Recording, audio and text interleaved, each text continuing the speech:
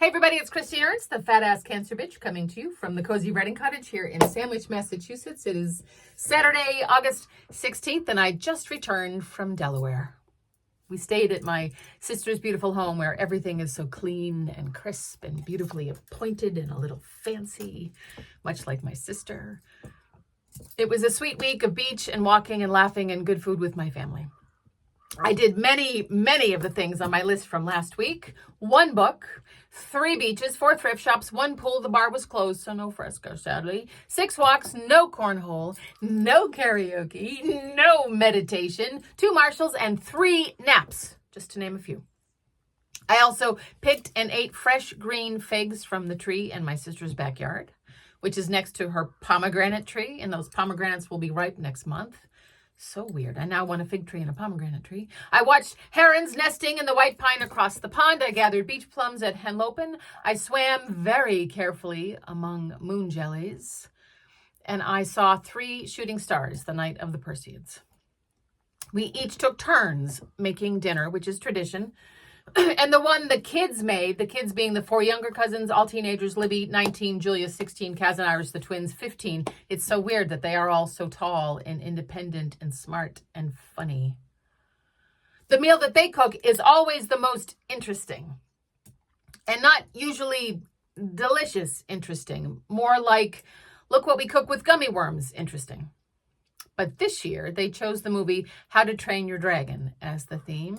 It was a Viking-ish, delicious feast of roasted chicken and salmon, replete with a charcuterie platter that Julia made, which included a prosciutto dragon breathing roasted red pepper flame, and a dessert inspired by the Dubai chocolate fad. Just Google it, which had nothing to do with the movie, but was so good, and Iris should be on a cooking show. Seriously, Dubai chocolate, it's a weird thing made with this pistachio filling with crunchy stuff inside milk chocolate. Just Google it. Get it, eat it, it's delicious.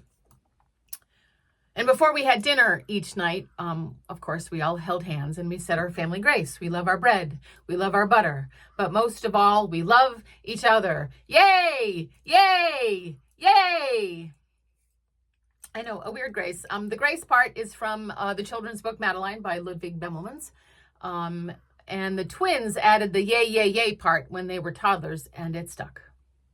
We say this grace for every meal in our family. When we gather as a big family, and some of us in our homes when we have dinner around our kitchen table. You should see our dinner guests get nervous and sort of steel themselves when we make them hold our hands. And then they smile in relief that the blessing is secular and sweet. The kids cringe at grace, but I'm pretty sure they secretly love it. That sweet moment before supper to affirm our family. So the kids are the 4 younger cousins in our family. There are 3 older cousins in our family. These 3 are grown adults.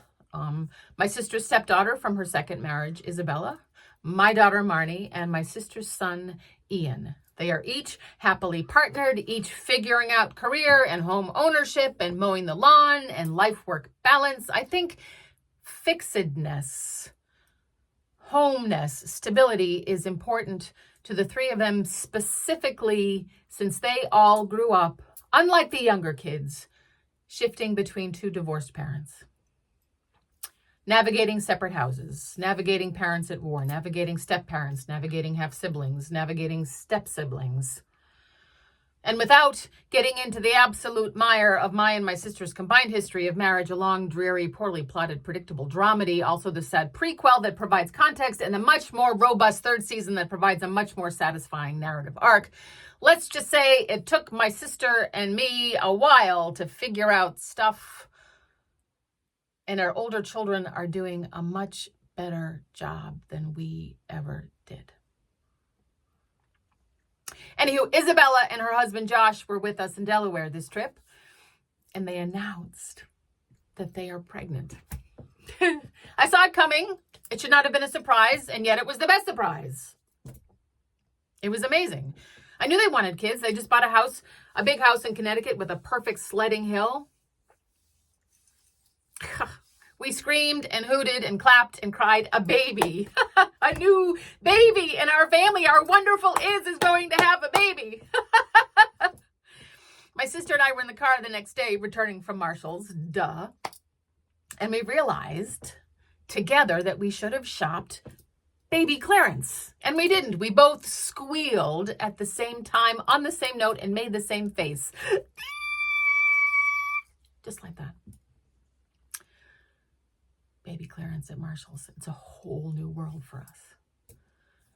But Isabella's news was dawning again.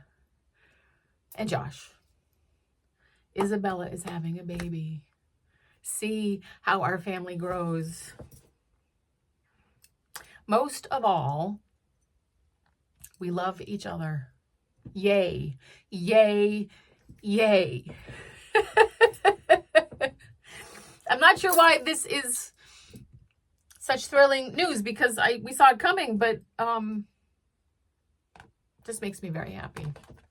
Next year at this time and on this vacation, there'll be a little teeny baby. Oh, so Isabella is the one, remember the wedding I talked about last year? The wedding where I had to find that black jumpsuit and those big tall shoes. And then before that, before the wedding in the fall, the year before that, we had the Lord of the Rings wedding shower. Get set for the Lord of the Rings themed baby shower. I don't think there's a baby in the Lord of the Rings cycle, but we're gonna figure it out. We still have the elf ears, and we can't wait to meet this next iteration of our family. A new baby. Gosh, Julia has a driver's license. I turned 59. There's a lot going on.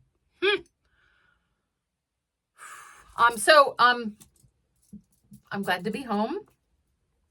I always come back inspired to paint all our trim shiny white and put in recessed lighting and get matching towels and landscape our yard. But I'm not going to do that. I'm going to have some fun this weekend making some jewelry. And yeah, I'll clean my house some. Maybe I'll move some furniture. Also delight there. This trip is nice that I get to have the joy of being there with my family, and then the joy of coming back here, which is the best kind of vacation. So I hope you have some joy in your weekend. Find delight today if you can. I know you can. Come as you are. You are beloved. Yay, yay, yay. See you next week.